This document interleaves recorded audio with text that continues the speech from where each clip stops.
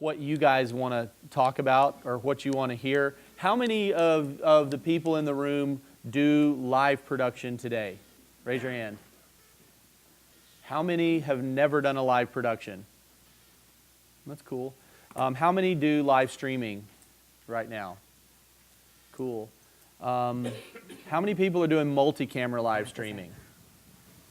Wow, we got a room full of experts already, so now we're nervous. I think we should be sitting down there. Yeah, we're going to recruit a few of you up to the yeah. Now I have to ask the shameless plug question. How many people are TriCaster customers?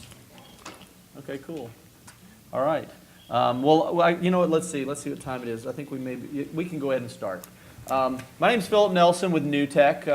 You know, we actually make the TriCaster, but we were asked to put together a panel of experts in live streaming production or live multi-camera live production to talk about some of the best practices. You know, one of the reasons we were asked to pull this panel together is, you know, here's the shameless plug part of the deal, and then we'll get to the actual meat.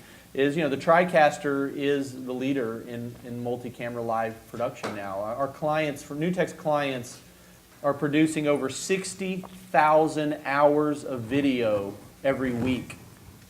And of that 60,000, 40,000 is live. You know, live is hot. You know, there's money in live, and we're going to let these guys talk a little bit about that. But we are very excited to be here with you. The name of our panel, in case you're lost, is Best Practices for Live Streaming Production. And we've assembled a panel of people that are leaders in this field from different aspects. And I'm going to let them introduce themselves to you in just a second. But, you know, this is an open forum. We're not going to talk to you. You know, we're going to take questions from the crowd. If we're talking about something that you would like us to elaborate on more, we're happy to do that. Because we want you to walk away from this panel with information that's going to help you with your business or your live production or your multi-camera setups, or, you know, and you can learn from these guys. So let's start off. We're going to go down the list and let everyone introduce themselves. And unlike in most panels, this is not going to be I'm going to ask a question and then 4 people give you an answer. You know, I hope this becomes a discussion not only between the panelists, but with you guys. And because we are recording this, if you ask a question, I'm going to repeat it so that it makes it to tape, and so people watching online will be able to hear what you ask. So that's the only insertion I may be doing. But let's start off with Catherine. If you could introduce yourself, kind of tell them about your background, and then you know, how you got into live and why live's important to you. So my name is Catherine Jones. I'm the CEO of a company called Virtual Arts TV. We always say we turn the performing arts into an interactive global event, which is our fancy way of saying we do multi-camera live streams of theater, dance, and music. And I come at this industry from a slightly unusual place, different from how most people come at live. I do come from a performing arts background. And it was really, but I also, when you work in the performing arts, you spend most of your time sitting on pavement with trash trucks spewing dust on you while you wait to audition for a project that's probably already cast. So I kind of come at this from a different angle. I was involved in social media and online video at the beginning of those industries, which meant I was literally present when live streaming began in March and April of 2007. And I was watching a show, I think it was April 19th, 2007 on Ustream, 2 or 3 weeks after Ustream launched. Watching 2 people do a talking head show, and kind of just watched it because they were friends and I wanted to support them. But as soon as they said, oh, Catherine, and I'm chatting away in the rooms, and they said, oh, Catherine Jones is out there, I was like, oh my God. Now I'm actually and you ran that. You were actually running the TriCaster for that. Now that he was on the other side, I'm realizing as we speak. I was like, oh my God, like now I'm part of this global broadcast, and I, in my little office on 73rd Street, I'm now a part of this global event. And I realized immediately that this was a venue where we could bring my industry, which is the performing arts, to a global audience. So I knew I had to do it. I knew that the work I did, in order to translate it from a theater, from a live performance experience to an online experience that is compelling and fascinating and keeps people from wanting to click away, it had to be a multi-camera environment. I actually had no idea how I was going to make that happen, but I came to Streamline Media East that year. And no shill for Phil, but I saw the TriCaster, and I was like, well, this is how I make this happen. And 6 months later, we streamed, again, Andy this time, I knew it was Andy this time, the first ever live streamed web series, which was 10-minute episodes. Since that time, I, and now under the auspices of my company, have produced the first ever full-length live stream scripted play, interactive play, but the thing that we are most proud of is this past February, we produced the first ever live stream performing arts festival. So we're the first company we brought over 25 theater, dance, and music companies. We work anywhere from between 3 and 5 cameras, depending on the work. We never, ever work with less than 3 because the work that we do requires that kind of depth.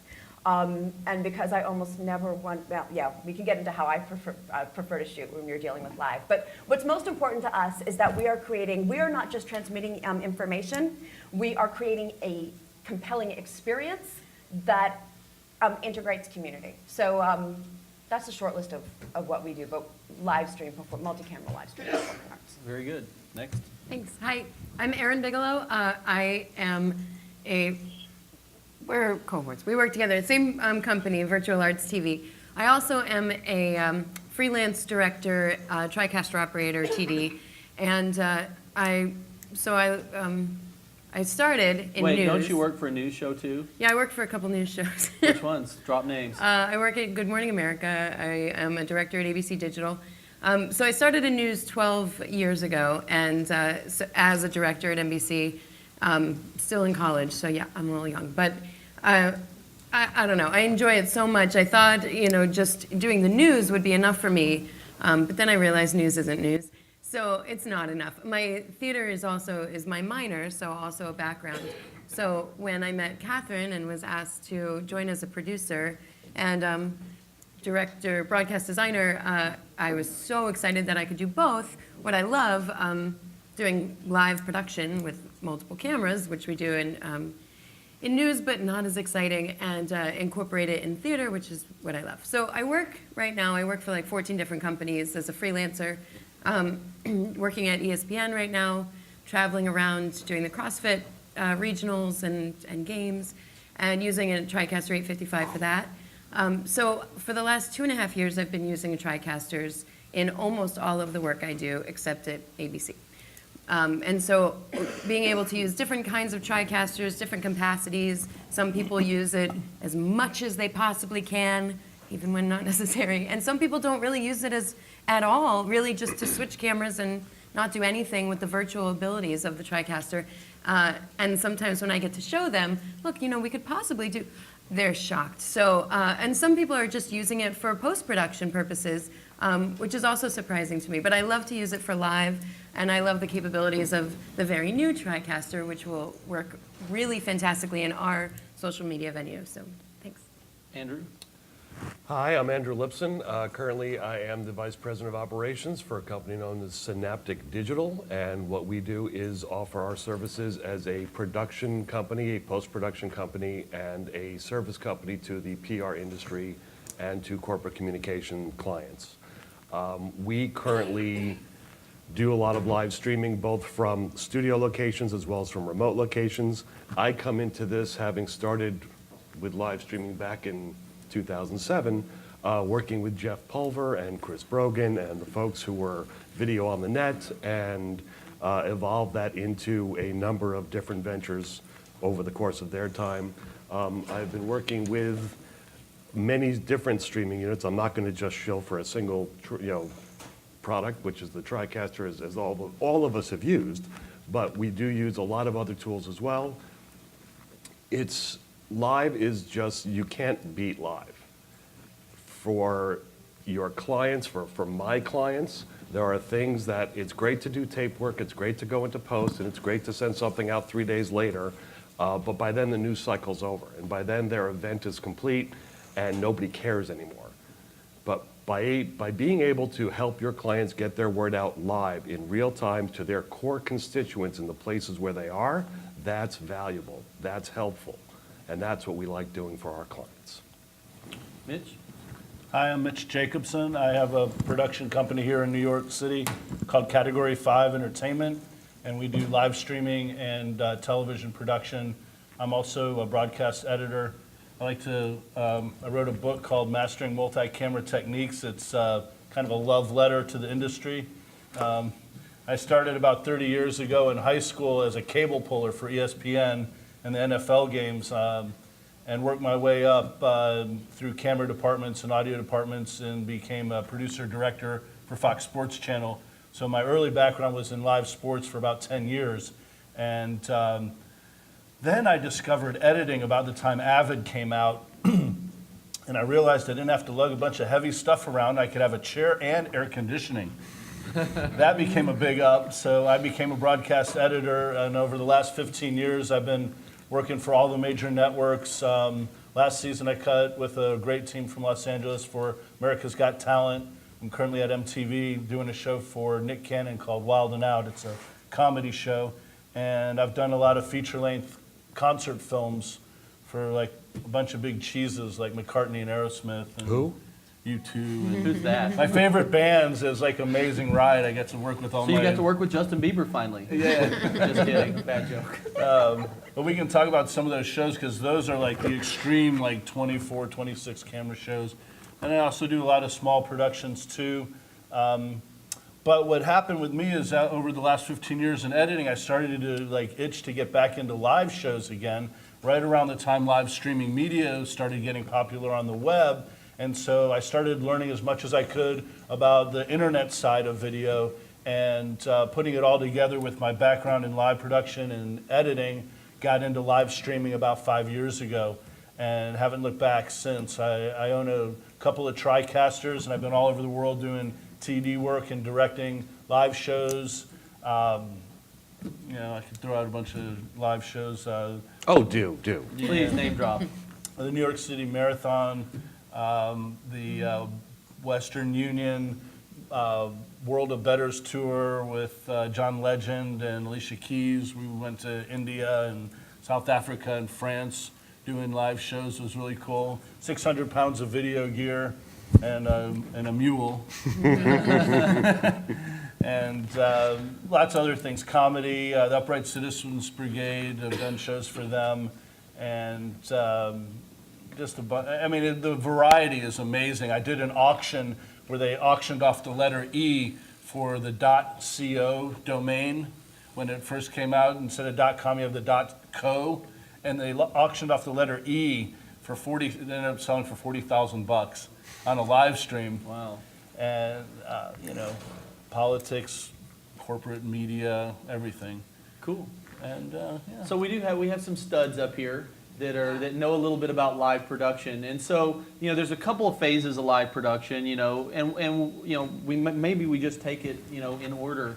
You know, when you guys are getting ready to do a live show, what are some things that you have learned that were painful to learn and very handy?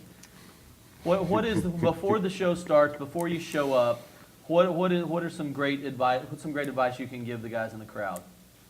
Test your bandwidth.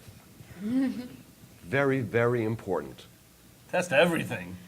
If you can do like a dry run of the show and try to work out the bugs logistically and figure out what people are calling things, for instance, like naming for naming purposes alone. You know, also we ran into a problem we'd never run into before this last time, which is know what CDN you're using, depending on how you are sending out your stream. But if you're know what CDN you're using, because we actually ran into a problem using. We often, because we have obviously you'll have a different goal with your live stream in terms of who you're trying to reach. We're trying to reach the biggest audience possible, so we are tending to use Ustream and Livestream. At present, that's where we send a lot of our streams. And many of these servers use multiple CDNs. And we found out that there was one particular CDN that sometimes, with some equipment, sent up a black screen, which made our audiences very, very, very unhappy. So that was a new, the bandwidth, yes, that was a new thing that we learned. Test your CDNs, know what CDN you're on, know what possibilities, get on the phone with your provider, find out what CDNs they have, find out what possibilities, what your options are. And when it's not working, call them. Make sure you have their phone numbers. Make sure you have their home phone numbers, because it might be 9 o'clock at night. And make sure they can switch you to another CDN if you have a problem. We also noticed with a backpack that we were using, a LiveView backpack, that our CDN didn't play well with that backpack because they didn't program it, you know. And so because they didn't want to, like, we became the middleman, and eventually we had to get them on the phone, like talking to each other this way, because they wouldn't call each other. And And it was, you know, in the middle of our live production, so we didn't have time for that. What better time to have those conversations? You know, it's funny, one time MTV was doing a live webcast from 1515 Broadway. They were launching a new service, and they had press from all over the world. They were doing a virtual press conference, basically. And so the guys at MTV, this kind of backs up what Andrew said about test your bandwidth. So they went in the night before and did streaming tests, and the bandwidth was unbelievable. You know, upload speed was crazy. It was awesome. Well, so they show up at 9 o'clock the next morning to do the webcast. Somehow they were on the same side of the network as MTV, Viacom email. So everyone shows up for work and starts checking email, and the bandwidth came to a grinding halt. And so, you know, that's one thing, as Andrew said, you know, you got to test your bandwidth, but also test it under the conditions of the show. You know, it might be fine to test it at 3 o'clock in the morning, but if your show's not at 3 o'clock in the morning, what's the venue going to do? So many people actually say, you know, can we stream through this Wi-Fi network, and it's the same Wi-Fi network that everybody, or they may have the bandwidth, but it's the same bandwidth as the Wi-Fi for the room. Dedicated bandwidth is really, really important. It's one thing to say, okay, yeah, we can give you a T1 line, or you can get on our connectivity, and it's all great. It's not great once the rest of the people start using the network. So make sure that you try to at least partition your bandwidth, or make sure that you're testing it at the same time you're going to broadcast, so that you know what the real world environment's going to be before you hit stream. So in the crowd, you guys have any questions about bandwidth that you'd like answered? Anybody? If not, we'll move on. What about bit rates? Oh, we have a question? Yes, sir, in the back. Just how has 4G changed that? Is 4G, you know, making your life easier as fallback? Okay, the question was, so it'll be on the video, is does 4G change streaming? Have you guys experienced anything using 4G streaming? I have not. I tried to always make sure for our clients, because again, we're doing this for paying clients, and we have to be absolutely bulletproof. So we are currently always using hard lines, even if we have to run the hard lines and pay for that run. So we have not tried using it 4G. I've played around with 4G on the side, outside of what my paying client work is. And yeah, it actually can work pretty well. You just have to make sure that you're not trying to go at 500 kilobytes or higher if you're trying to do it over a 4G. I also have to say, like, yeah, it's doable, but you also have audience expectations. And you have an audience that has decided to show up online at an appointment at appointed time, which is unusual behavior. And I feel like you want to make sure you are taking care of that audience. So I always use a hard line. The 4G might work, but if it doesn't, you've lost that audience member. They were all excited. They showed up. Now they're clicking away and they're not coming back. So I want a hard line always. And I can vouch for the fact that Catherine sometimes used the hard line, which included the neighbor's cable modem. You ran to the neighbor's house? 200 feet of Ethernet cable, because that is all we could get. Out the back, up the front, and yeah. Mitch, have you done anything with wireless? Yes, but mostly I use it as a backup. Like, it's in my bag of tricks in case something may go wrong with the hard line. It's nice to have some of these options like the Teradek Cube or 4G, just in case. Right.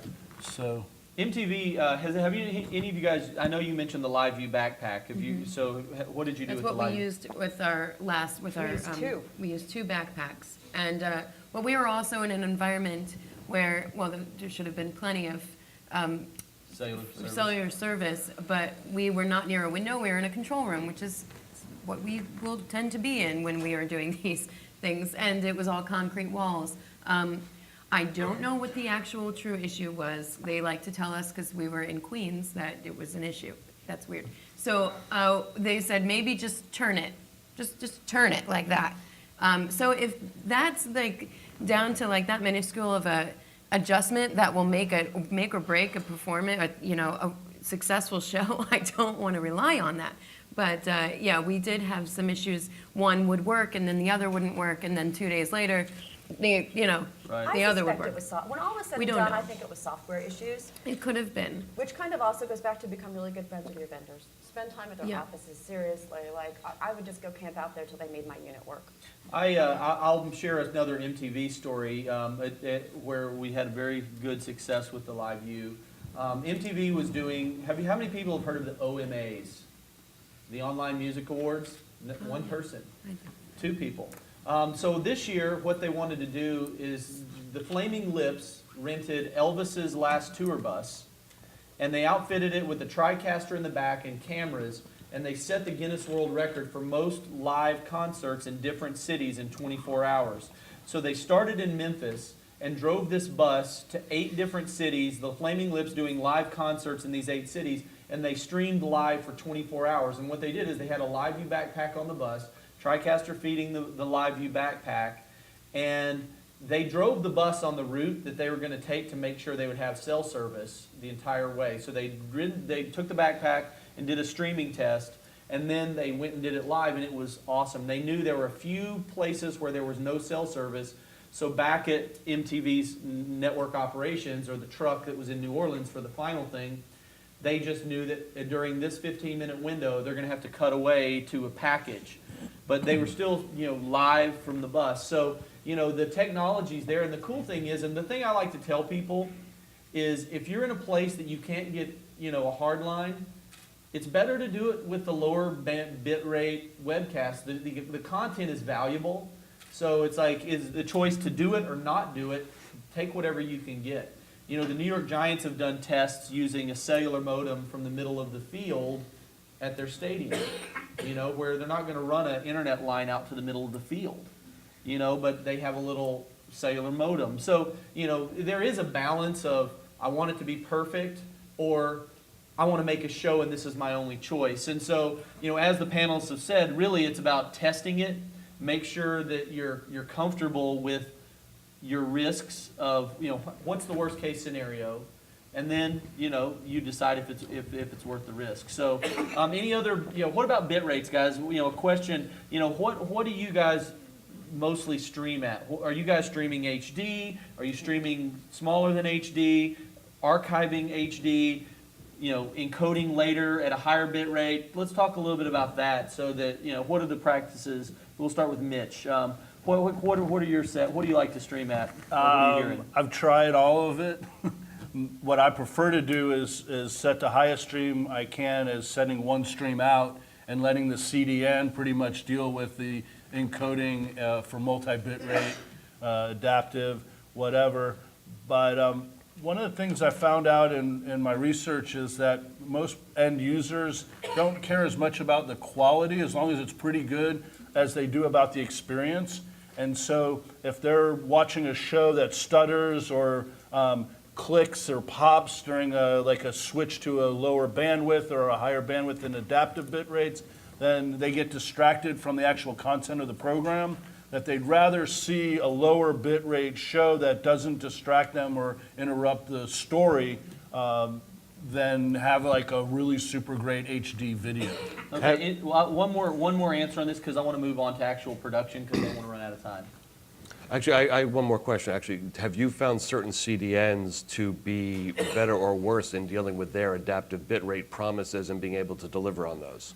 Yeah, that's a good question. Thank you. I have I use Ustream and Livestream. I found that personally I like the Livestream better for adaptive bit rates.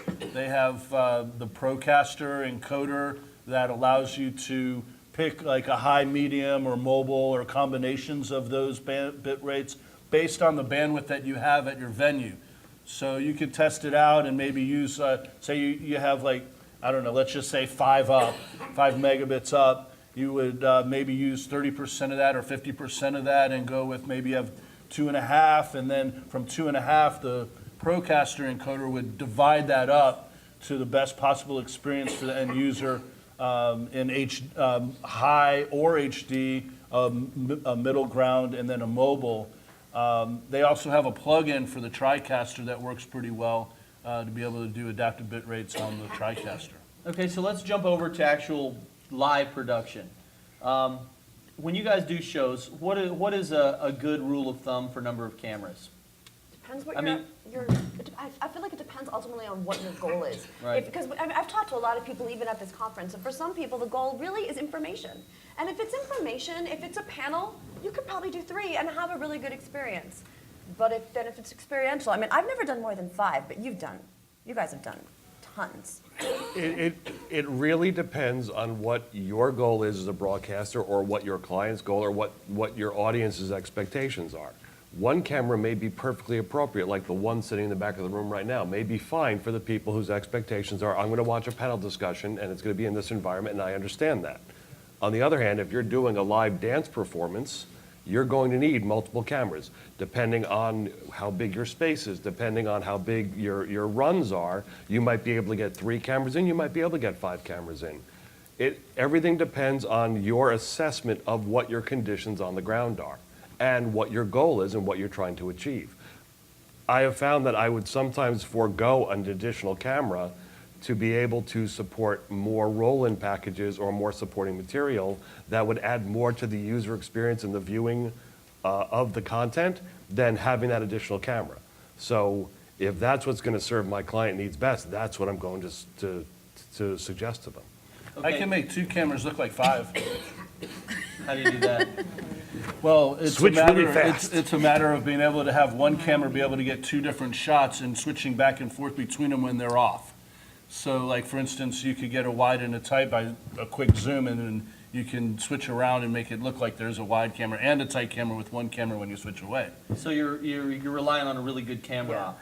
That, and also And like, communication, Yeah. communication to your camera up too. So how many of you guys use comm when you're doing live? Raise your hand. How about Use up here? radio. Okay, real quick, let's survey the crowd. How many of you guys do sports production? Anybody do sports? How many people do like entertainment related production or streaming? What about corporate? Okay, well that's good. So we cater this a little bit. Let's say because most of the room seems to be doing corporate. Andrew, do you have any advice on? Well, let me rephrase this. How important is it for your webcast, even if it's a talking head corporate, to look like broadcast television, or is that one camera okay? It depends on the client, it depends on the client needs, and it depends on what we think is right for that client. There are certain cases where the CEO of this company did not want to do anything other than look down the barrel of a camera and read the teleprompter. And if you asked him to do anything else or somehow distracted him from that, you're done.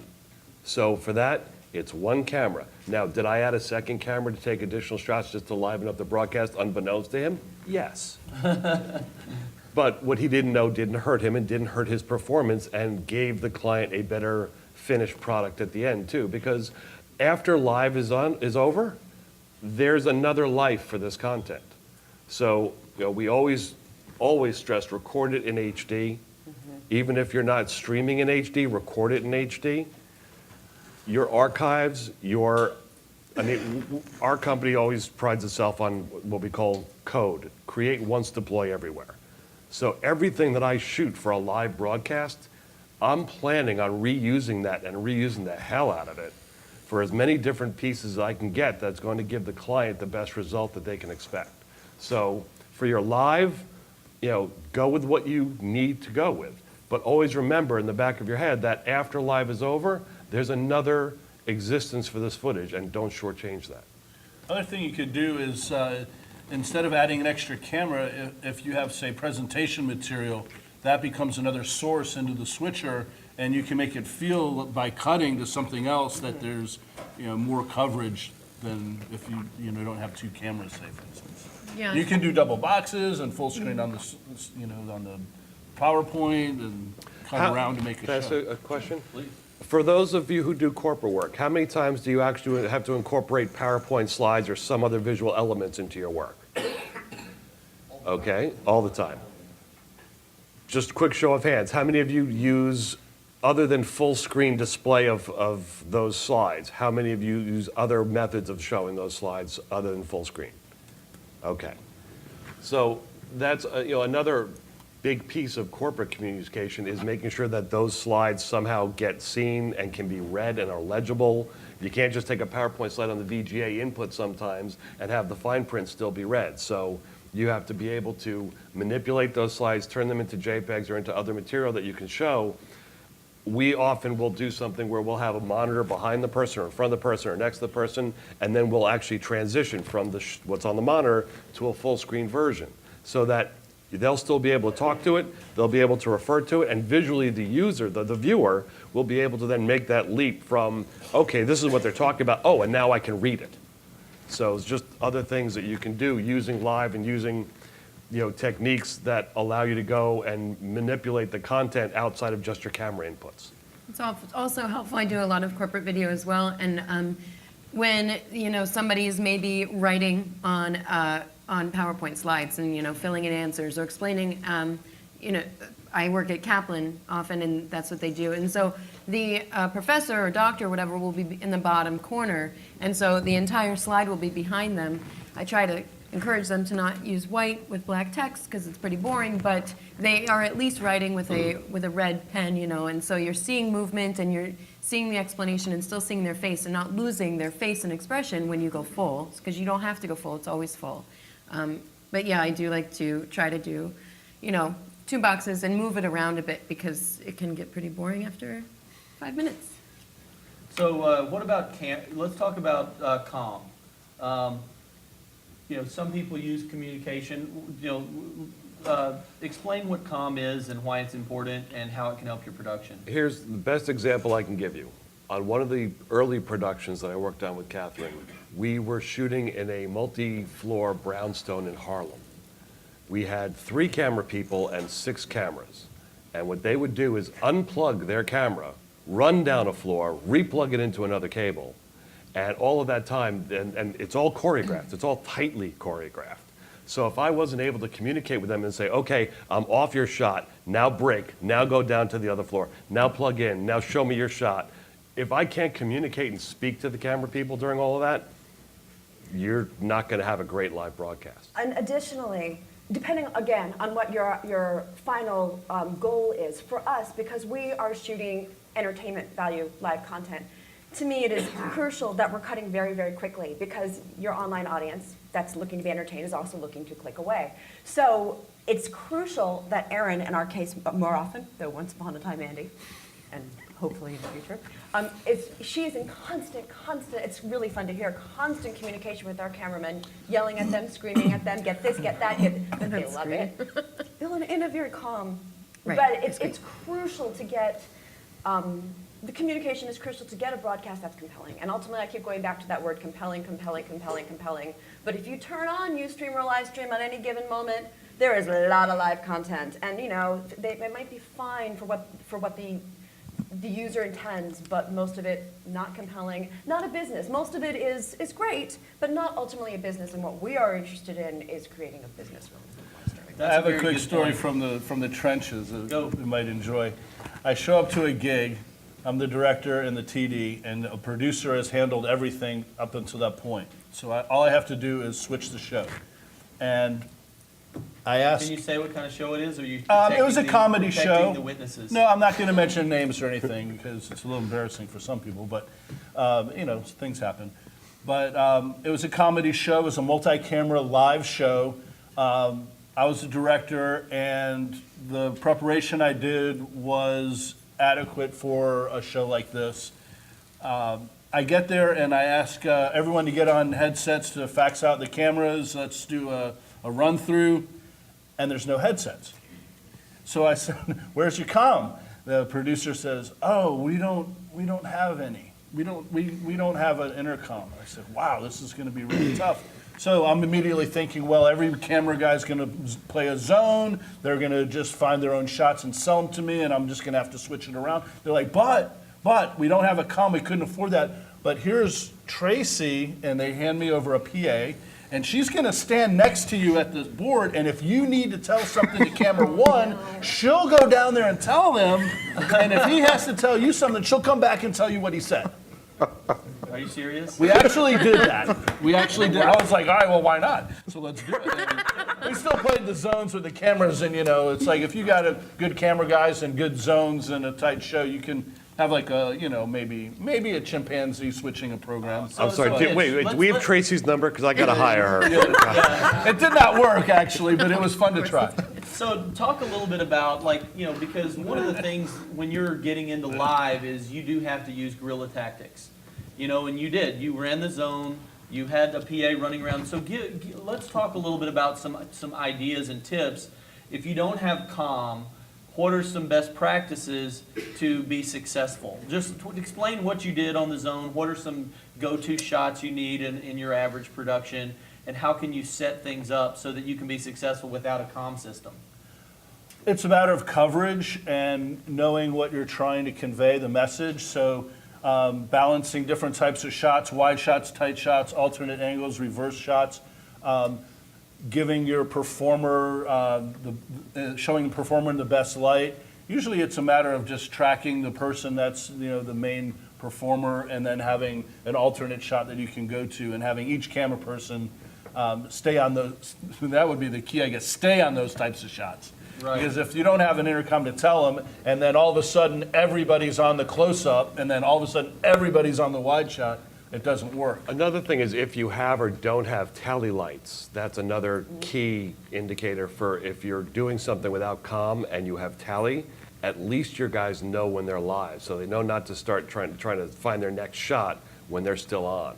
If you don't have tally, it's a little bit more of a guessing game, and then sometimes you actually have to work out either direct line of sight or hand signals or camera signals where somebody may tilt up or down quickly just to let you know I'm locked on this shot.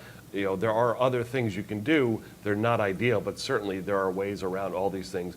And then the other option is I once ran a show where I had 3 cameras, and I was the TD, the camera person, the audio person, the lighting person. You'd set a shot and run over and Yeah, come back and if switch you it? do everything yourself, at least you know what you're telling yourself to do. The voices in your head work well together. Congratulations. It's important for everybody to know that they're always live, so that they don't do like quick moves in or focusing. They make their moves as if they're always live. Then you have something you can go to.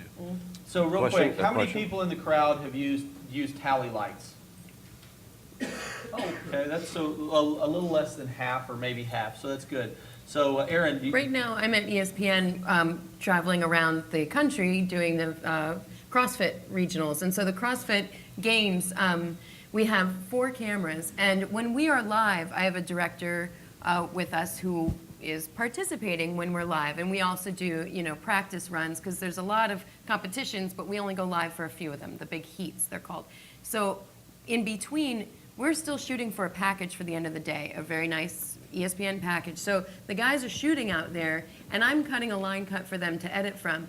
But that doesn't mean I'm directing them, because they're shooting for tape. So what we've worked out, so that I'm directing this line cut without talking to them, is that I have to have line of sight. And I do. I have line of sight of all cameras. They also know that if they're holding their shot still, to give me at least a good 5 seconds, so that I know if I see it, I can take it, and then have a couple seconds before I can take off of it. So that for the line cut, I mean, it's not going to be perfect. It's not ever And going it's to be not meant to perfect if be. you don't have comms, but you know, you at least don't get quick pans. Hopefully, nobody's snapping off.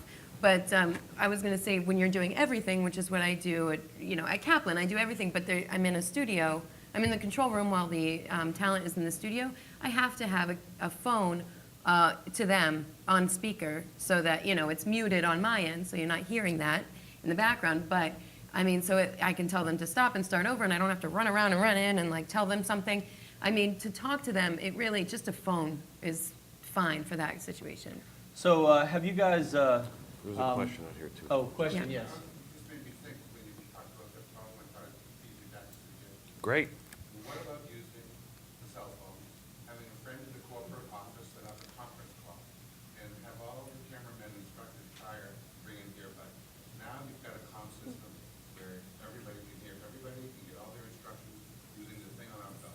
For the video, so the suggestion was use cell phones with earbuds, and I'll answer And that. a I've seen conference line so that everybody's together on the same. Friend in the corporate office that can set up. the biggest problem I've seen is digital interference. That was my one If you're thing. using wireless mics, you know, there's how many times have you had your phone near a speaker? It's like. So, you know, what I've seen at a lot of productions is they'll go get those little Motorola walkie-talkies that you can rent pretty cheap, and they'll just all have headsets in.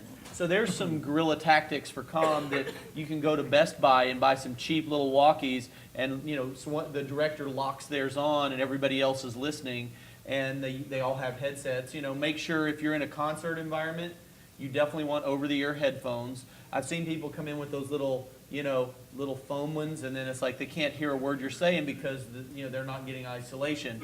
So as most of the panelists have said, know your location, know the type of show, and then fit that accordingly. But little walkies is actually a pretty good way to do it, as long as you check your frequencies. Just make sure they don't beep when you click on it, because you will hear that if the cameras are in your audience. Another consideration is cabling for intercom, and it adds more cabling to the situation. Which kind of leads me to my next question.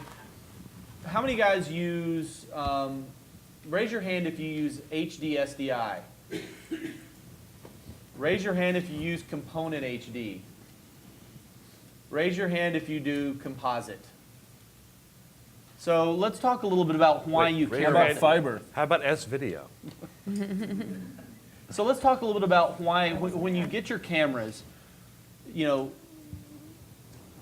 talk a little bit about why you should pick one over the other, or if you can afford it, and if not, what are some options? I mean, in our studio, we have cameras that are HD SDI because we're not just doing live streaming, we're actually doing live broadcast work as well. So we do satellite media tours and other things. So we have direct fiber connectivity and satellite uplink and all the rest, because we're hitting television broadcast stations in addition to doing our live streaming. So for us, the idea of, again, maximizing the value of any piece of equipment we buy, we're buying a piece of equipment that has HD SDI.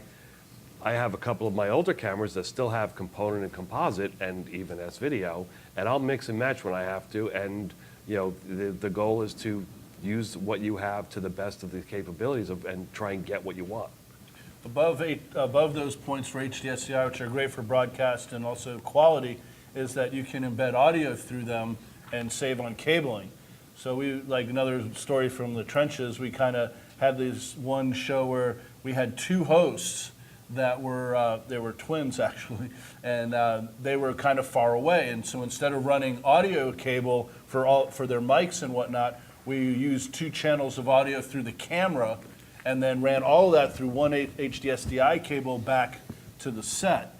And what was also cool about that was that you could follow that audio channel, like in the TriCaster, for instance, if you had your audio coming in through that camera feed, you could then follow that camera channel with your sound, and when you go to a roll-in, it would automatically dip the talent mics down, and in this case, both mics at the same time through one cable. That's cool. We've used component basically we'll use HDSDI for our cameras, but we've had to use component for our projectors. We've used different projectors in different venues because we like our audience to see what we're streaming out, so they can be part of the experience, the digital experience, and see what people are saying. And we'll put up, tweets and Facebook mentions on up for them in between little blackouts or in between our in-house audience, yeah. And so because of that, because sometimes we want audio to go to those from those projectors, we have used component because we had to. You use what you have, what's offered, but as often. I can't say this enough about using the same cameras. If you can possibly use all the same cameras, all the same kind of camera, because if you mix and match, and people have come to me and said, well, I have a little camera and I have a little Sony and I have a little, but they're not going to look the same. And yes, you can adjust in the TriCaster. You can adjust if you're probably not using a tri. You can't adjust too much your color temperature and all that, but you really are gonna, it's kind of jarring, well, at least to a professional, it's jarring to the eye if you're really cutting between 2 cameras that are not matching at all, yeah. Plus those cameras have different formats, like say a GoPro might come out HDSDI, HDMI when you want to go, HDMI or to SDI. We've taken like GoPros and converted them through KeyPros and like done all kinds of crazy stuff. Yeah.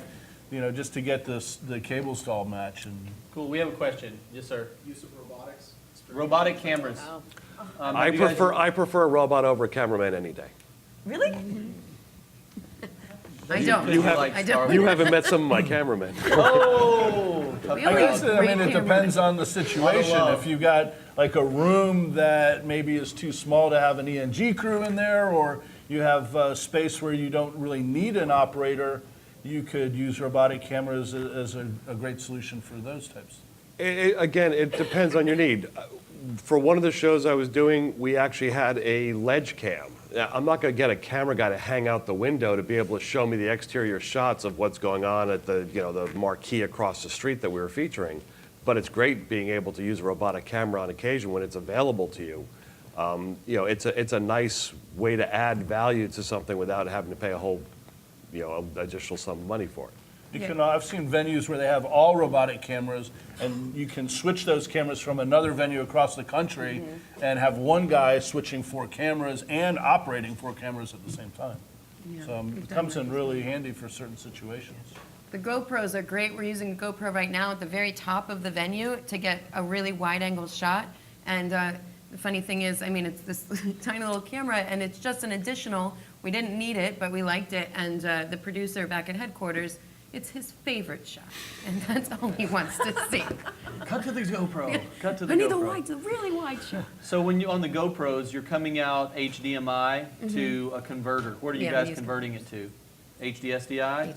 Yeah. And so, one of the things that you guys should know is one of the benefits of HDSDI is you can run longer camera cables. You only run one cable instead of multiple cables, so you have audio and video. It's a digital video embedded, high-def digital video embedded.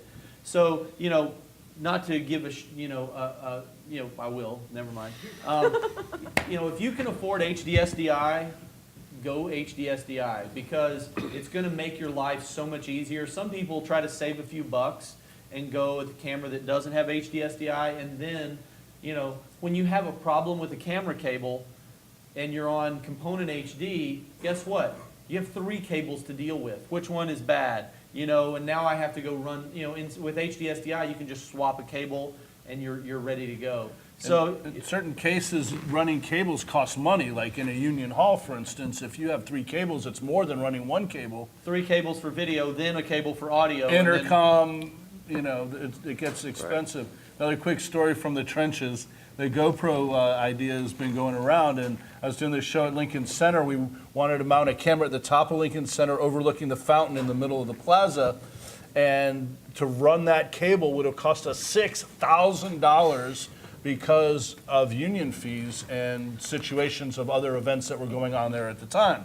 So the client says, oh, no, we're not going to pay $6,000 to run a cable, but let's try something else. So the idea came up to use a Wi-Fi version, run it into a cube, Teradek cube, and then fly that down through Wi-Fi down to the switcher and bring it in HDSDI on the switcher.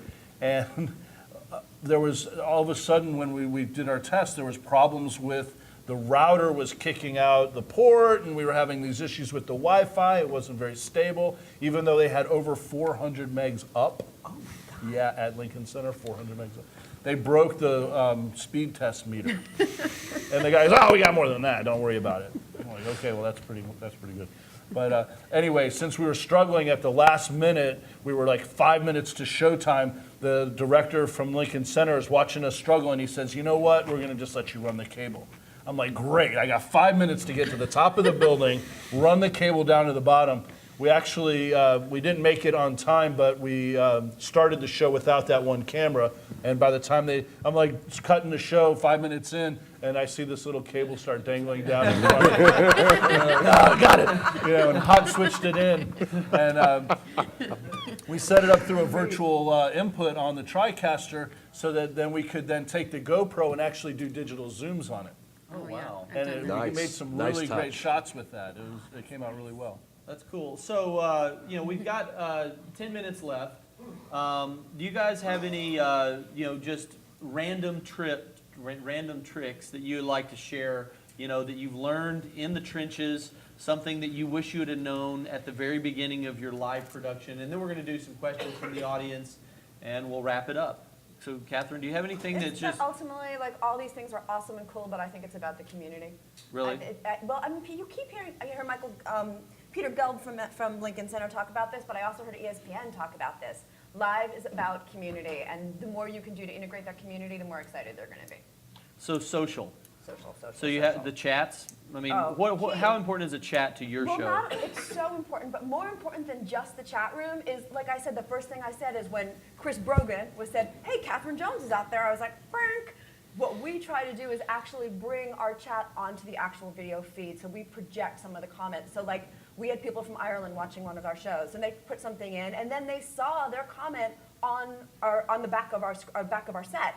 And the Twitter just didn't stop. Oh my God, there we are, because now. Which then showed in the back of their set, so Right. it was. No, we call. No, it did not. But to me, like, ultimately, the excitement is the shared experience. And their questions. We project their questions when we do kind of panels. yeah, we do Sometimes that we'll do question and answers after some specific shows. And that's how they get their questions instead of hearing in an IFB, because we're not going to give random talent IFB. So just to cut down on running around with mics and all that, we just project questions, and when they see it, and they answer it, and then people online love it. So yeah, That's cool. Because we use their @name, of course, and anything we can do to call out the audience members. I'm And- having. Go ahead. Sorry, well, I never thought I would ever run into this situation, but this experience with ESPN, they only have one duet. They decided it was important just to buy one instead of 4 for this event. You And should so explain what a duet is. A duet is a graphics machine, which requires an Chiron operator. character generator. Yeah. Not when It's not two Philip, people Philip singing. and I do karaoke. Yeah, we do Andrew and I are the duet, Johnny Cash duet. Yeah, not that kind of duet. So. We derailed completely, Yeah, sorry. we did. So the duet's sitting in headquarters in Connecticut, in Bristol, Connecticut, and with the producer as well, although we have an on-site producer, as well as an on-site director, as well as an on-site operator. And the duet operator is through the phone getting cues. And this took a while for those people to figure this out. And I unfortunately wasn't in any meetings beforehand, so I couldn't say, hey, that's a bad idea.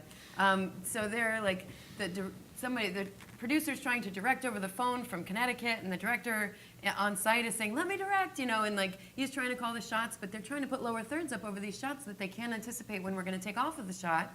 And we're getting certain things that we're seeing, and they want to see winners only because they don't know what else is going on. So I'm going to say, as far as communication, just know if you're going to integrate live graphics, live lower thirds, live anything, make sure you have it on you. Like, you get them sent to you, FTP, whatever, because if you're relying on somebody elsewhere who is not seeing all of your cameras to, be able to do that, blind, basically, then you're really going to have a problem. The one thing I can say is, and this goes for broadcast, this goes for live stream, this goes for whatever you're doing, the key is actually to properly prepare. Because what happens in real time is going to happen in real time. If you're prepared for as many of those eventualities ahead of time, then you're able to adapt well to what happens in real time. When I was managing shows for a broadcast, I was standing in the studio with my arms crossed, and the talent manager came up to me and goes, aren't you supposed to be doing something? I said, this is what I'm supposed to be doing. This means everything was planned for, and we're ready, and we're good. If you see me running around like a chicken without a head, it means I didn't do my job well. So preparation is the key. And you try and think outside the box, and you try and think about every possible failure you can consider. Make sure you have your graphics. Make sure you have your lower thirds. Make sure you have all of your material as close to the origination point as possible, because then you're prepared to deal with almost any eventuality. It's a really exciting time right now because we have the video technology industry merging with the IT and computer industries. And what I find coming from a television background is that most of my research and knowledge gaining is on the internet side of things, and trying to build that up so that I can put together a nice package and have both sides of the equation for live streaming. And one of those components involves really knowing the CDN that you're working with so that you can build the channel and use all of the capabilities that the channel has to offer. Quick story, in Live from the Trenches again. This is one thing You live in the trenches a lot. I do. All of my He actually jeans dug are a like kind trench of in white his around yard. the knees. The one thing you don't want to hear from your client like 2 hours before the show is, oh, I didn't want to have to say this, but we really don't have a channel to stream on. Nice. And that happened to me recently, where I kept asking 2 days in advance, what channel, let me test the channel. Oh, yeah, we'll get that. And then it's like, hey, listen, I really need to know that channel information. And they didn't understand any of this. They didn't even have a channel at all. So Not to mention, how's your audience going to find you if you haven't already put that channel out there and let your audience know where to find you? That's Right. the other key factor, is make sure your audience knows where you are. Especially if you're doing something live, if you're doing it and you're putting it out on your Facebook and your Twitter and all your social media tools, you have to be able to drive them to where you're going to be, which means you need to know. yeah. So their marketing people really wanted this channel so they could start promoting it. And even though it was 2 hours before the show, they still didn't have it. And there was political reasons and whatnot, and I understand. But it was really handy to have my own premium channels on 2 different CDNs that I could immediately rebrand for their show at the last minute and then give them a platform to actually stream on, which should have been a pre-thought. So, any questions from the audience? Yes, sir. Since you guys are all TriCaster users and in the live events world, why should I go out and buy a TriCaster when I already have the switchers and the encoders and the routers in-house already? Why should I just go out and buy Simple it? answer? We got the question is you already have a traditional broadcast infrastructure. Why should you get something like a TriCaster? Go ahead. To be honest with you, and again, I love TriCasters, but they're not the only tool out there. And if you have tools that already work for you, then use them. Just because we all love TriCasters, and I mean, I built my entire studio around them. That's my decision. That doesn't have to be your decision. We're up here talking about what it takes to do live streaming as well as you possibly can. We all believe that TriCaster is a great tool for doing that, but what you have and what you use is your decision. So you don't have to exchange all your gear and put it in for a TriCaster. I would love it if you did, because I think you'd be happy, but that's your decision to make, not ours. One benefit, though, of a solution like the TriCaster is that you can streamline your workflow and the number of people it takes to do your show. To give you an example, the Horizon League is an NCAA conference in the Midwest. They were with traditional equipment. They had a budget, and they were doing 8 to 10 live sporting events a year. They standardized on TriCasters to all the schools, and with the same budget, went from 8 to 10 sporting events a year to 400. And so, because it's designed as an all-in-one, so one person can run the show, but you can expand it to a larger team. So that's one of the benefits that you have it all integrated. So I won't do too much show. I would say that from an end user perspective, one of the things that allows me is a freedom to be able to do more things by myself and have, like, say, seamless integration between clip roll-ins is a big thing. By having autoplay and being able to queue up all my clips, I don't have to worry about timing. I don't have to worry about jamming buttons on another machine, wrapping a cable around my head, trying to time out the clip where I'm always worried about it like going to black before and after it's over. That's a big thing for me about being able to cue roll-ins very accurately and having countdown timers built in. There's a lot more things, that are also. Another question in the front. We got time for 2 more questions. I know TriCaster does live streaming, but Wirecast or Elemental, right now we're at Wirecast, but the jump to Elemental is $25,000. Right. Is there somewhere in between? The question is from Wirecast as your encoder to an elemental style encoder. What do you guys, encoders? I use the TriCaster. I'm sorry, I don't have the answer. Mitch, have you used any external encoders? Yeah, I have. I've done various things. Sometimes we run it to a separate PC, running flash media encoder. Sometimes we go through a separate machine just to use the live stream Procaster. We've done, there's different setups. I mean, it depends on your budget and the complexity of what you're willing to undertake yourself. To me, I want to keep it simple as I can on the set so that I can focus on a good show. Or if I have enough money and enough people to man all that, it becomes a lot greater technological accomplishment to handle separate encodings. But if you're dealing with like a show, like a network like MTV, where you've got like 8 to 12 different encodings going out for all different types of devices and, you know, adaptive bit rate switching and everything else, then you have to do something like that, like high vision encoding or having multiple encoders. But it gets very complicated, and you're dealing with like timestamp, time code, keyframing, making sure everything is matching. I mean, you can get into like crazy levels of technology, being able to switch multiple cameras on the end user side, DAing all of your cameras out so that they have that capability. That I mean, actually it's- like reminds me, like something you have to be careful on a set is like, we call it boys with toys, but like you can get really, well, yeah, sorry, but you can get really, really involved in the TriCaster is fun, but you have to have an external encoder as well. We haven't found that to be true. We have found certain people who really love their toys to insist you have to do these other things, and we find it tends to be a waste of money and effort and stress. So I just think you have to be really, really careful about where you're spending your time and your money.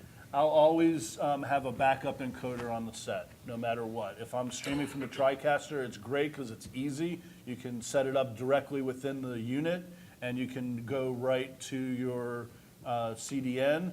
But if something goes wrong, then you have to have something on the backup, even if it's as simple as having a Teradek cube on the other side and splitting off your signal to that, where you could then switch off to a separate encoder if you had to. Cool. Any other one more question? Anyone?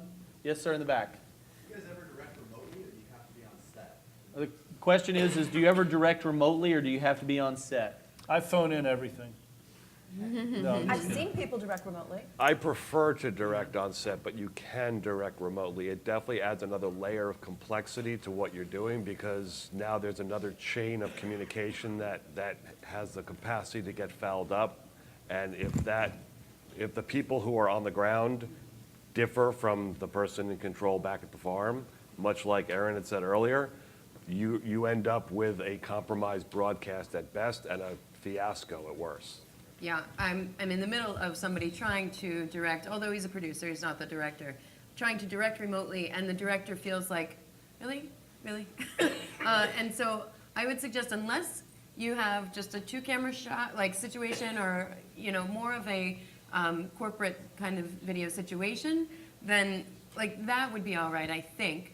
That you wouldn't have limited field of vision to see other things that are happening, that you really need to be in the trenches to see it and be on set. And it goes yeah. back to like a fad versus a business, which I talk about all the time. I think there's so much capacity for live to be a big revenue builder for a lot of companies, but the experience has to be compelling. And the more resources you put into making that experience feel exciting and irreplaceable to your audience, the better. And the farther away that your director is, the less likely you are to create that experience, I think.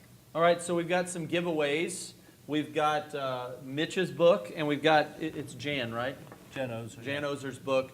So I will do a trivia question. Who knows what the title of Mitch's book is? Raise your hand. First hand I see. Does anyone? I saw you there, right there. What is it? All right, come get your book. He can read. Oh, is it tough crowd. Well, the question is why didn't every hand go up then? Dude, well done. Use the resources you have available. All right, let's come up with a more difficult one. Okay. Nothing on the screen can be used to answer this question. Yes. Okay, so Jan's book is called Producing Streaming Video for Multi-Screen Delivery. So it's kind of cool. Too bad you can't have both books, because on Mitch's you get making the show, and in Jan's book you get distributing the show. Let's see, Catherine, why don't you ask a question? Oh, God. I pass. Okay, Aaron, would you? Okay, let's see. I got one. Which one. panelist? Go I got ahead, one. Mitch. Who is the first person or the first team of people to use multi-camera techniques for a filmed program? A filmed filmed broadcast program? Yeah. Would anybody know that? Yeah, Actually, they know. 2 people know that. Well, I don't know. You Which pick. hand went up first? We got to give him a chance, because you already have a book. That's right. All right, very good. Come get your streaming book. That's some contrast. We go from I Love Lucy to delivering multiple streams. But guys, we appreciate you hanging out with us here at the panel. Thank you so much.